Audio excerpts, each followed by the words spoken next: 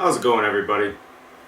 Welcome to part 2 of Turing cracking the code. Before I start the video, I'm going to preface this with a brief explanation as to what this video is all about and what I originally sought out and intended to do. Initially, I wanted to have this video done damn near 2 weeks ago. Unfortunately, scheduling conflicts, for those of you who are aware of me making this video, have gotten in the way. I don't do videos, especially for YouTube. It's never really been a thing for me, simply because my schedule doesn't really allow it. But better late than never. I'm finally doing it. For those of you who haven't seen the first video, the link will be down below in the description. It's more so my opinion, my take on Nvidia's presentation and everything else concerning that. But this video is more so about the architecture in Turing. Okay? Now, just right around 2 weeks ago, I actually drew out a theoretical block diagram of what a TU102, the same GPU die used in the 2080 Ti, the RTX 2080 Ti. And it turns out I was pretty much dead on. And I'm happy about it. I don't really care that I was dead on. It wouldn't have bothered me if I was just completely wrong, but I initially drew it in an attempt to help explain how the Turing architecture can improve traditional rasterization as we know it. And the only way I could really do that is by creating a visual. And initially I was going to show various architectures as far back as Fermi, maybe even Tesla, and go through them one by one and explaining the changes made over the generations before I got to Turing. But then I realized that's way too much to take on for my schedule and for this one video, so I'd like to keep this video a lot shorter than my last one. I am running on very little sleep, as always, but guys, let's get right into it. For those of you who don't know me, my name is Gregory. This channel is obviously Gregory's Brain. Welcome to my channel that I rarely use. And I'm an admin for Computer Enthusiast Master Race. We're a computer group with members from all over the PC community, everybody from gamers to professional overclockers to representatives of major PC component companies, water cooling cases, you name it. We have people from all sorts of industries within the industry, sub-industries, just various companies. So if you guys want, feel free to check us out, CMR. I'll have a link once again down below. Big shout out to all my members and my fellow admins and mods. Having said that, let's get right into it. Turing. The RTX consumer GPUs.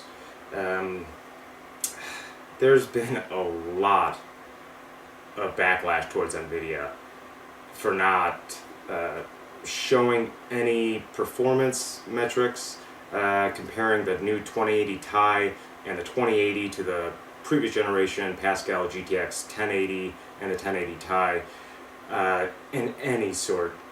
And just like you guys, despite myself not being a gamer, full disclosure, I do play games from time to time, just more so to check out how games have evolved, but I don't really dedicate any amount of time into playing a game. I don't finish games. I don't spend more than maybe an hour at most playing any given game nowadays. But I understand your frustration, and it bothered the hell out of me. But there was one thing that nobody was talking about. Everybody from tech site publications to tech YouTubers they simply weren't considering one variable that was actually not really discussed but mentioned within the presentation. And it was even put up right on the big screen behind their CEO. but there was no mention. So, I set out to try to put together this model and figure out how we could potentially improve rasterization as we know it. Only to find out there was more to it.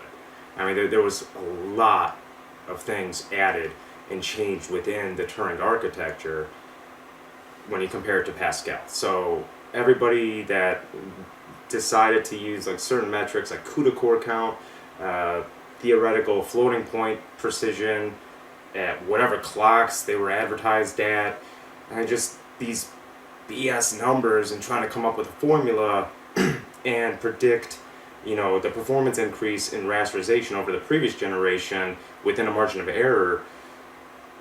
You just can't do that. I mean, that's not the way things work. It kind of worked with Pascal and Maxwell, kind of, but not really. I mean, the biggest factor in rasterization performance came from the massive die shrink, jumping from 20 nanometers to a 60 nanometer FinFET die was, I mean, that in and of itself was a massive leap in terms of raw performance, just because those GPUs, being the Pascal GPUs, are able to clock considerably higher. So even a 1080, when comparing to a 980 Ti, despite the 980 Ti having considerably higher CUDA core count, the 1080 could clock considerably higher than the 980 Ti. So the goal with that generational leap was efficiency. This time around with Turing, not so much. Of course, we've all heard about ray tracing, we've all heard about DLSS, which I am a big fan of DLSS, and ray tracing to an extent, but ray tracing is going to take time to implement, and it's going to require more time as far as the hardware is concerned, being the jump from the 12 nanometer FinFET and being FinFET Nvidia, which really isn't a die shrink, to 7 nanometer before they could really leverage the ray tracing cores. There just doesn't seem to be enough throughput, and of course the optimization on the developer's end, it's just not quite there yet. So it'll take time for that to roll out. But obviously the big question is, how will the new generation of cards perform in traditional rasterization? So I'm here to answer that question as well as I can. First off, let's bring up the Pascal architecture, which is pretty similar to just about the last three previous architectures leading into Pascal. They were superscalar concepts. For those of you who are familiar with SM's, the streaming multiprocessors, you guys have a pretty good idea of how they look and how they function.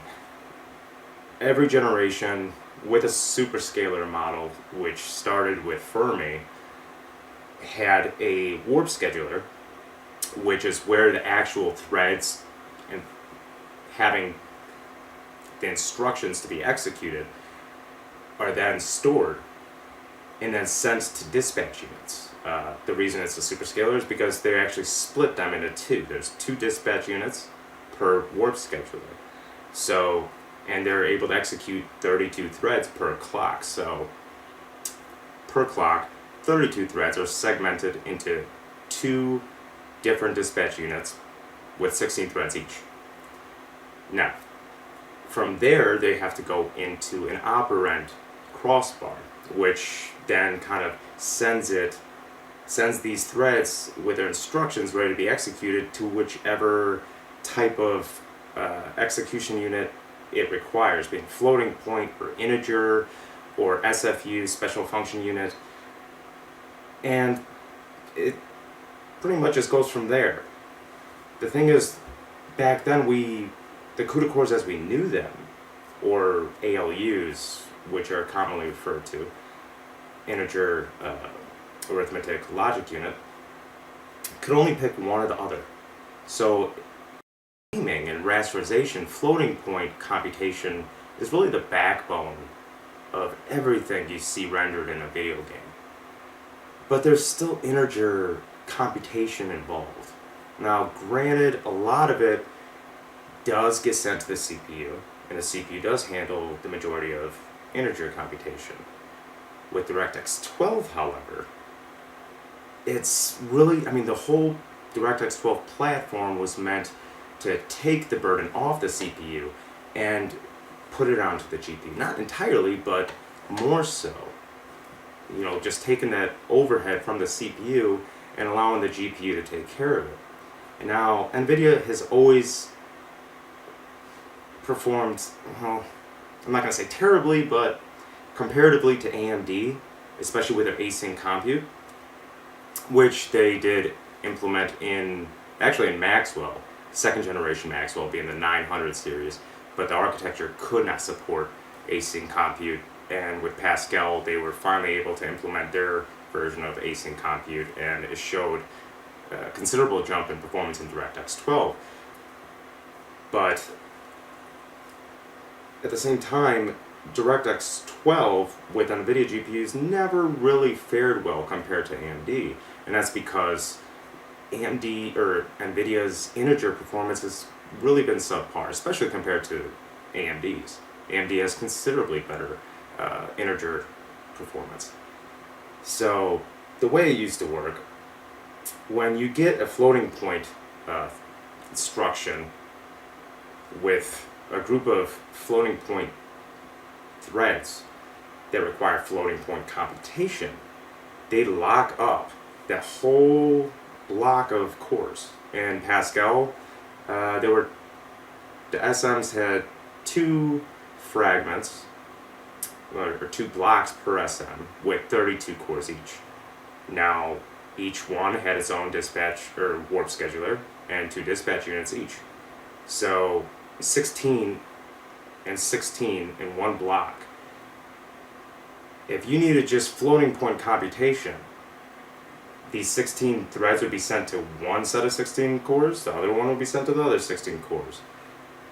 And those cores must run only floating point computation. If an integer comes in, or an integer thread requiring integer computation, you cannot run floating point on that group of 16 cores, or ALUs.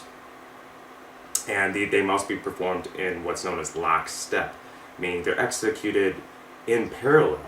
But if you have any form of divergence, if a thread isn't able to keep up and for whatever reason starts missing, the other threads are essentially stalled until that one is able to catch up, and there you go. You just free it up for the next set of threads to be computed.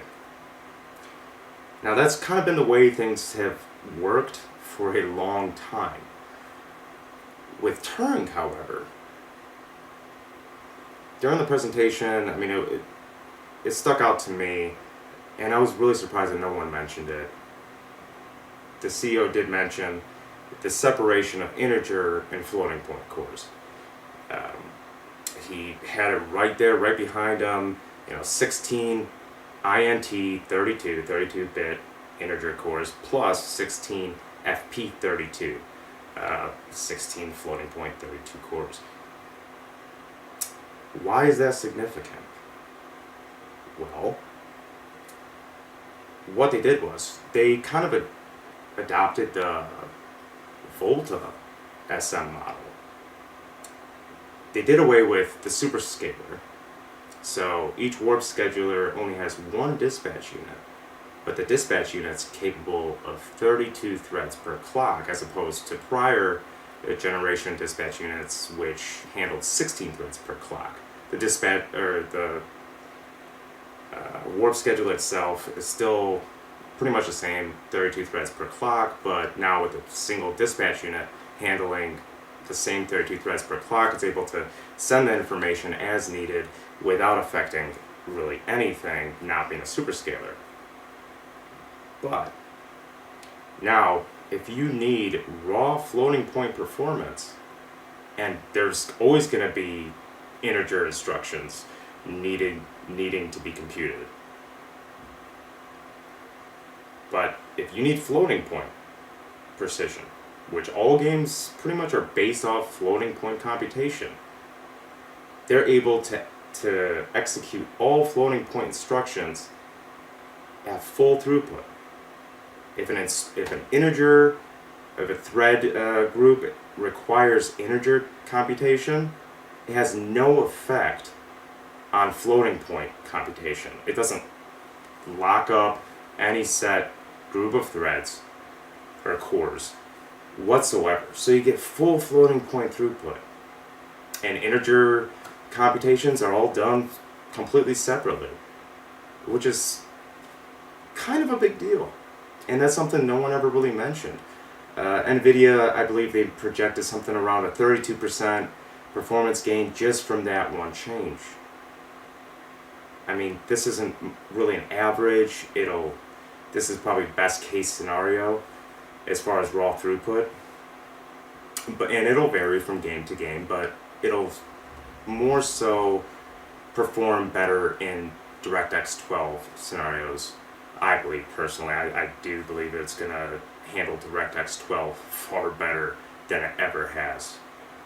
So that's one big change within the architecture that nobody really took into account. I mean, I was hearing early on, people were projecting 20-25% performance gain over Pascal.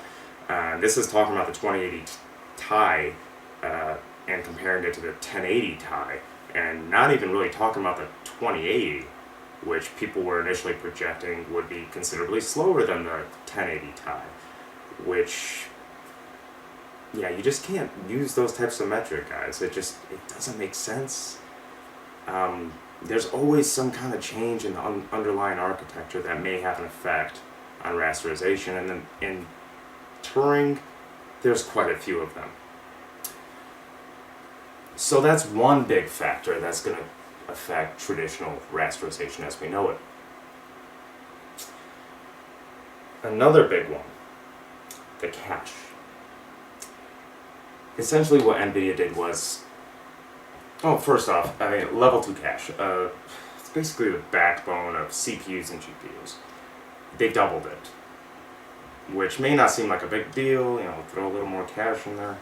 It's a really big deal, in fact, because all the rest of the cache relies off of that. I mean, it kind of all just kind of steps down. The lower the level of cache, the closer it is to the execution units, and the lower the latency, but level 2 cache always plays a major role in CPUs and GPUs. So by doubling that, if there was any bottleneck in previous generations, that's gone. As far as level 1 cache and shared cache, it's been unified. Instead of, in prior generations, like Pascal, Maxwell, Kepler, so on and so forth, the level 1 cache and the shared cache, and I'm talking about data and texture cache and shared cache, were always separate, which adds to latency altogether. Now it's all kind of unified, and it could pick and choose, how to segment the cache pool. And it does so autonomously, which should theoretically boost performance and rasterization considerably. And it makes sense to even do that when they're trying to utilize these new tensor cores and the ray tracing cores. I mean, all of this kind of comes together in a very cohesive package, and I gotta give it to Nvidia for investing this much time into changing all these little things, because ultimately you're gonna get a considerably faster GPU and traditional rasterization that really can't be compared to previous generations. I mean, if you made all these changes in Pascal would have performed a hell of a lot better in traditional rasterization than it does. So, yeah, that's a big change, very big change. I can't overstate that enough. Nvidia says, or has said something along the lines of 50% improvement. Once again, that sounds like a peak figure, theoretical peak figure. That doesn't apply to every single game out there.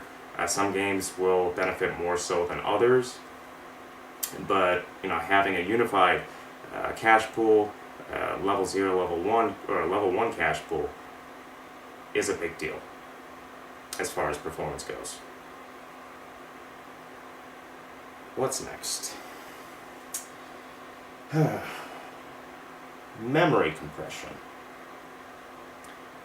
This is a big one, and I can't tell you much about it because anything to do with their memory subsystem and being Nvidia's is more than likely proprietary. I highly doubt reviewers will get the specifics as to how they pulled this off, but Nvidia's claiming a lossless compression on Turing's memory. And if this is true, this is a very big deal. And it also explains why they didn't go for a larger memory buffer altogether. The size of the memory pool is exactly the same as it was with Pascal. The 2080 Ti has 11 gigabytes of GDDR6, while the 1080 Ti has 11 gigabytes of GDDR5X. And same with the standard XX80s and the XX70s sharing 8 gigabyte memory pool. So, I mean, I understand when people first saw the specs, they were just like, no HBM2, with slightly faster memory, and it's the same amount? How does that make sense? Like, how is that supposed to benefit us? If they have a lossless, I mean, this is what they're claiming.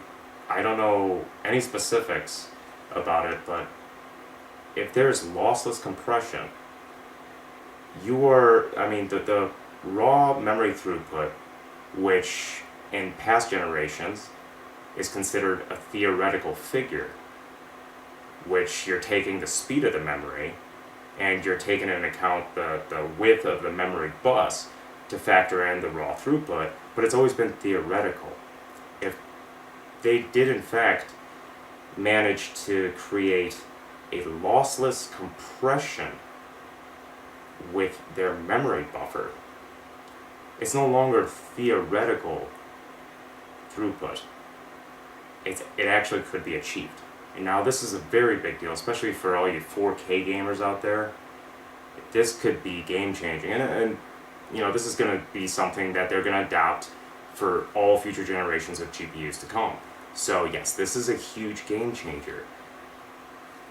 And of course, Nvidia also threw a few other curveballs that I had no knowledge of whatsoever, and I couldn't even theorize this. There's several new forms of shading implemented within Turing, and I'm not going to go over them, guys. I could go over one that I've read into quite a bit, but even then, I'm not going to ignore the other ones. But it's something that will definitely change the way traditional Rasterization performs. Some of them could perform autonomously to a certain extent. Of course, coding for them specifically and implementing these various forms of shading as a developer will net you considerably higher performance in Rasterization. But some of these will perform somewhat autonomously, so that's a win-win for everybody right there, right off the bat. So I'm looking forward to that, in all honesty. But yeah, I mean, this whole entire architecture is kind of, it's been a curveball, and no one really saw it coming. So kudos to Nvidia, but that doesn't really change the fact that they pissed a lot of people off. And all of you who are pissed off, rightfully so. I mean, I can't blame you guys. But all I could say at this point is wait another 4 days. I think today's the 15th. I'm pretty sure today is the 15th. So I believe the NDAs on reviewers is set to expire and the embargo is going to be lifted on the 19th. So 4 days out from now, we will see actual reviews. Whether that's pushed back farther, I don't know. It's already been pushed back. Yesterday was supposed to be the official NDA expiration, but Nvidia keeps pushing them out for whatever reason. I don't know why. Don't really care why. They have their reasons. I'm not even going to look into it. But yeah, guys, hopefully you guys enjoyed the video. I'm sorry it took so long to make it. If you guys have any questions as far as specifics, because I know this video is pretty short compared to any other videos I make, particularly in CMR, or the explanations I go through when I'm typing things. It's a lot different. So, I mean, yeah, if you guys want, feel free to ask me questions as far as specifics to anything I said or anything I've mentioned. And the best way to do so is, of course, in CMR. The link will be posted down below for those of you who are not members. And yeah, if you guys want to see more videos, I may consider doing more. I'm going to need to get a new camera, a new mic, and learn to edit videos, which I suck at. But until that day, I hope you guys have a good one. I hope you guys enjoyed the video. Any feedback's always welcome. CMR for the win. Peace out.